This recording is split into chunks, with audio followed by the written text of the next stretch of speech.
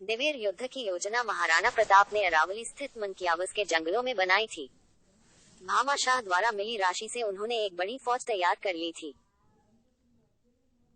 बिहार जंगल, भटकाव भरे पहाड़ी रास्ते, भीलों, राजपूत, स्थानीय निवासियों की गुरिल्ला सैनिक टुकड़ियों के लगातार हमले और रसद हथियार की लूट से मुगल सेना की हालत खराब कर रखी थी।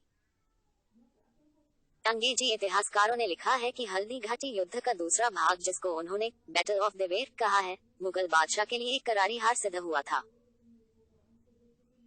कर्नल टॉड ने भी अपनी किताब में जहां हल्दी घाटी को थर्मोपल्ली ऑफ मेवाड़ की संज्ञा दी, वहीं दिवेर के युद्ध को मेवाड़ का मैराथन बताया है। मैराथन का युद्ध 490 बीसी मैराथन नामक स्थान पर यूनान के मिल्टियाज एवं फारस के डेरियस के मध्य हुआ, जिसमें यूनान की विजय हुई थी। इस युद्ध में यूनान ने अद्वितीय वीरता दिखाई थी। कर्नल टॉड ने महाराणा और उनकी सेना के शौर्य, युद्ध कुशलता को स्पार्टा के योद्धाओं सा वीर बताते हुए लिखा है कि वे युद्ध भूमि में अपने से 4 गुना बड़ी सेना से भी नहीं डरते थे। हल्दी घाटी के बाद अक्टूबर 1582 में दिवेर का युद्ध हुआ। इस युद्ध में मुगल सेना की अगुवाई करने वाला अकबर का चाचा सुल्तान खां था। विजयादशमी का दिन था और महाराणा ने अपनी नई संगठित सेना को 2 हिस्सों में विभाजित करके युद्ध का बिगुल फूंक दिया। एक टुकड़ी की कमान स्वयं महाराणा के हाथ में थी, तो दूसरी टुकड़ी का नेतृत्व उनके पुत्र अमर सिंह कर रहे थे। महाराणा प्रताप की सेना ने महाराज कुमार अमर सिंह के नेतृत्व में दिवेर के शाही थाने पर हमला किया।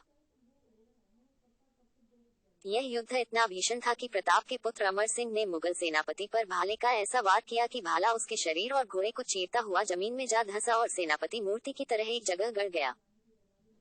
उधर महाराणा प्रताप ने बहलोल खान के सिर पर इतनी ताकत से वार किया कि उसे घोड़े समेत 2 टुकड़ों में काट दिया।